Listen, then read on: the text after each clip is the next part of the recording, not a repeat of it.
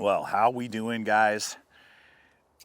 We're going to be talking about the Benchmade Bugout, and the only model that I would buy again in a heartbeat, having owned the Mini, having owned the original, and getting rid of both of those models because ultimately they did not check the boxes for me enough to keep them in rotation. This one hits every box that I look for because of the materials. Obviously, the design is the design, but the materials on this particular model just checked the boxes for me, and I was blown away that I was able to score one. And we're also going to just talk about, and conceptually, the Benchmade Bugout in general. Where does it fit in? How has it changed the market? I got some competitive options in here, just to kind of discuss, including one from Les George in Magna Cut. That might blow this one out of the water, so stay tuned till the end of the video for that. As we hang out here at the open space near the house, just kicking it, doing a bunch of remodeling at the house this summer, and got some construction crews, so it's kind of noisy. So I figured put the family in the car and come on over here. The benefits of homeschooling the family. Mrs. GT is doing some math with the boys and some reading over off camera off to the side, and just hang out in this kind of open space, hoping the planes don't do all that. But shout out to all you homeschool moms. That is a job unto itself, and we're just blessed to be able to do that, and I'm able to be blessed to hang out with you guys and my family, my second love, I guess, the Lord, my family, and then hang out and talk to you guys about my third love, Edge Tools.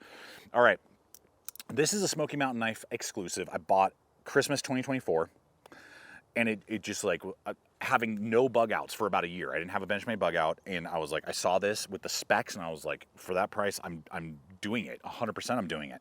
Because here's the deal. Whether we like it or not, and whether you love the Benchmade bug out or you think it's a total joke, it is, I believe, the best, if not one of the best-selling Benchmade designs they've ever created, and absolutely has pivoted and affected the pocket knife market. So whether you like that or not, that is a true fact, with so many companies following suit with ultralight, slim designs, trying to mimic even the profile. You're like, why did you have painter's tape on your pocket knives? Well, when you're transporting them in a little backpack, that's a simple way to keep them from opening up and filleting the design. But here's the Ozark. I mean, even Walmart's getting in on the deal with their $10 D2 steel Ozark, which of course they just kind of took the I don't know, the what am I looking for, the playbook from Benchmade, and just kind of like copied it with obviously Chinese ultralight stuff or ultra cheap stuff, but for a beater in the same kind of profile. Why wouldn't you buy a $10 or $15 Ozark?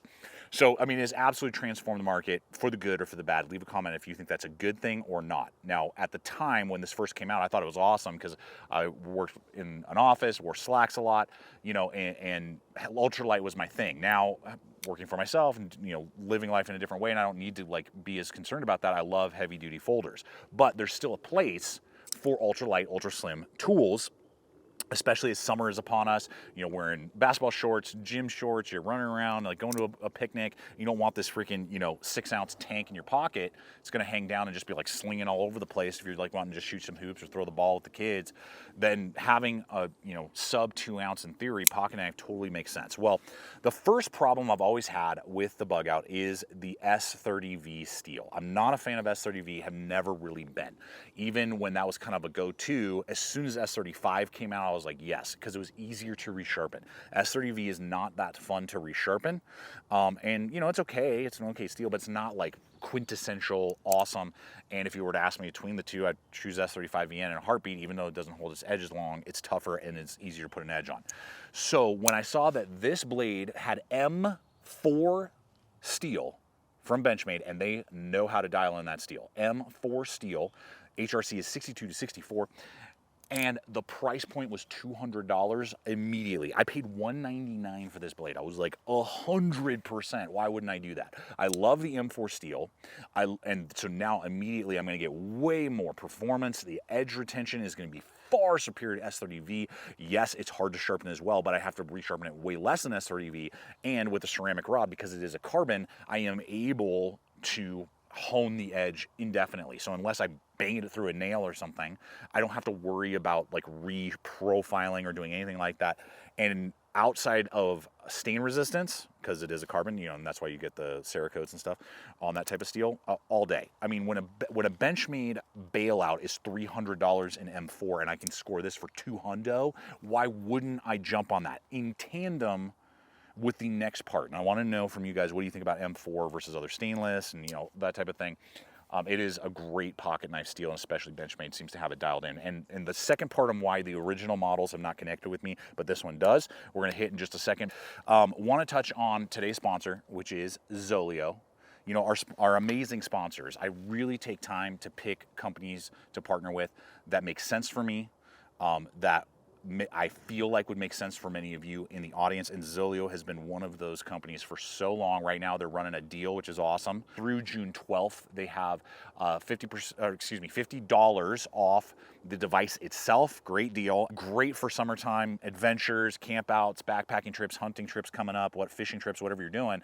But we think of GPS SATCOM devices like ZOLEO, mainly in the outdoors, and that's where I've used it for years, being able to communicate. I have the SOS button. I can hit that and immediately send my GPS coordinates to first responders.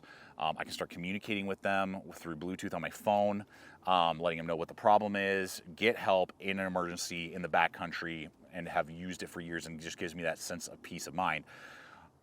But we don't really think about using it in like a bug out situation. And we saw what just happened over in Europe recently with nationwide power outages where people cannot communicate because the cell towers have power, they're down, and now you can't talk to anyone. Well, the ZOLEO communicates directly with the Iridium satellite network. So you can communicate as long as somewhere else in the world, maybe your state goes out of power and you need to communicate with somebody else, or your whole area, you can use that and either communicate through text, you can push the check-in button with the people that are already programmed in your network and let them know you're okay, ask for assistance, maybe figure out what's going on. If you're like, man, I don't even know what's going on, and trying to communicate, it gives you this extra layer of peace of mind in even urban environments that we sometimes don't think of to have a SATCOM device like the ZOLEO. So I will have a link popping up as well as in the description box below over to the ZOLEO site so you guys can start exploring, checking it out as hiking season, outdoor season is upon us. But also, we just never know what might happen in any environment. Having that extra peace of mind of being able to contact first responders and loved ones with a SATCOM that's not attached to cell towers, I think it's an essential piece of kit for me, and I highly recommend you looking into it to see if it makes sense for you. The handle, the Grivory polymer handle that they originally had obviously helped them to cut it below 2 ounces. The downside of that is it feels really clacky, really cheap, and like you can just squeeze that thing and pinch the blade basically. So it just doesn't feel like a $200 pocket knife. It feels like a really janky, kind of clacky, cheap tool. The trade-off is you get an ultralight blade. Well, the fact that I get M4 steel and G10 handles, G10 handle scales, means that yes, it's not quite as light. I didn't weigh this thing. I can't remember. I'll try and annotate it in. It's like 2 ounces, but I mean, who cares? Who freaking cares? 2.1, whatever.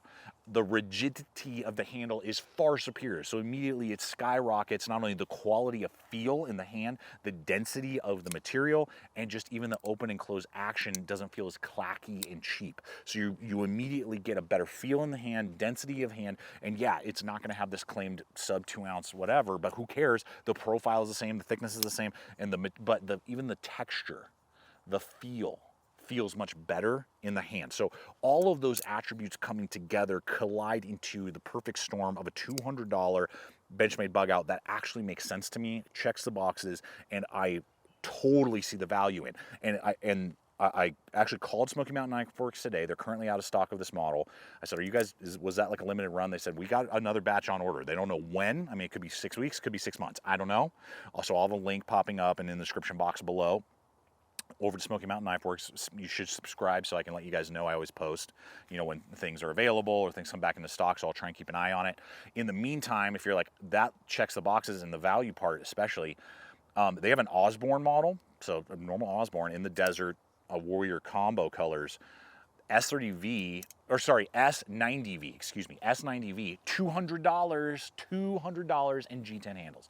So if you are into that, I mean, that is a phenomenal option. I'll try and link that as well in the description box, so you can check on that in the meantime if that's something that, you know, you really want and feel like you need. But what the Benchmade bug out originally, just like handles feel cheap, blade isn't to my liking, all that stuff. This, if that next batch comes in under 250, I mean, game over, dude. And to me, it is the best design that Benchmade has going on. Now, with that said, obviously, if you're just looking for a beater and you just want something light and cheap, I mean, this definitely feels way cheaper, but $10, a tenth of the cost or whatever. You know, that not a bad option. D2 steel, you know, in the Ozark Trail. Now, what about that one variant that I was talking about from Les George? If you are not familiar with Les George, February of this year, I bought this, thinking, oh man, that might destroy this, I might get rid of it again, but it does not. It does not, for one seriously sad reason, because Les George designs always are bangers, always connect with me, and visually I was like, let's go. This is a Fox ANZU knife, Magna Cut steel. I will double check the HRC, but when I was researching it, I believe it was like really good, like in the mid 60s, you know, like right where it should be. So we got Italian made, Magna Cut, right in that same size range, aluminum handle scales with insane texture, just so good. Loop over deep ride, crossbar lock, $193 is what I paid for this. $193, cheaper than this model, and you can tell that there's more quality and density because of some of that, and just some of the details is wild on this blade in Magna Cut, right? So I'm like, oh God, please let this be good. Let this be good. It's not.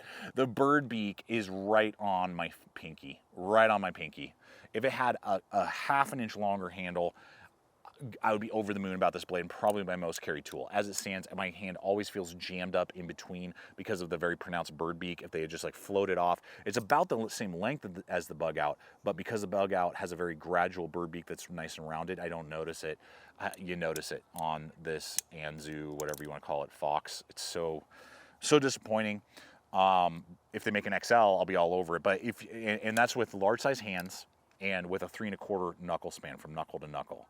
So if you have, I would argue, a 3-inch knuckle to knuckle span right here on your hand, go for it. You will be over the moon for less than $200. This would be an awesome, not really well-known design. I'm going to do a full review and talk about it in more detail. But guys, yeah, that is an option that I was hoping for, but just didn't really quite hit the spot. Stay tuned. Next week, I am going to be talking about another blade that is significantly more expensive, but design-wise is better than the bug out in every way. So stay tuned for that. So hitting some Benchmade stuff after a little hiatus, and yeah, shout out if you own one, and shout out especially if you own this one. So thanks for hanging with me today. Hope it's been fun, entertaining. Just check the itch and got you thinking about the Benchmade bug out maybe again or not, and confirmed your feeling that you're like, yeah, that is a stupid design or not. But yeah, this will definitely be in my pocket this summer for a lot of like light experiences when I want a light tool and I don't want like 5 or 6 ounce pocket blade. So appreciate you guys. Check out the other videos, subscribe. Until next time, always remember, stay equipped, stay prepared. I'll see you out there.